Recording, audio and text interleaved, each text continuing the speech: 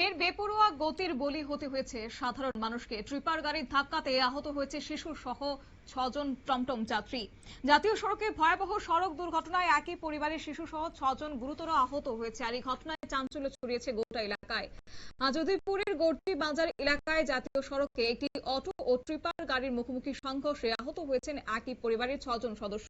তবে খবর যে বিলুনিয়ার বিবেকানন্দ কলোনির বাসিন্দা সুমন পাল তার পরিবারের সদস্যদের নিয়ে মাতাবাড়ি মন্দিরে পুজো দিতে যাচ্ছিলেন। আর সেই সময় বিপরীত দিক থেকে আসা একটি ট্রিপার গাড়ি নিয়ন্ত্রণ হারিয়ে তাদের অটোকে সজোরে ধাক্কা মারে।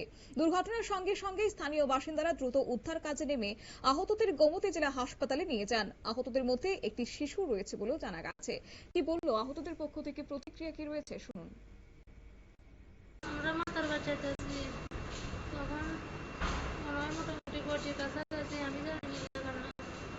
এবার রং সাইডের থেকে টিপের একটা আইয়া দিছে বাড়ি দিবার পর আমার আর কিছু মনে নাই।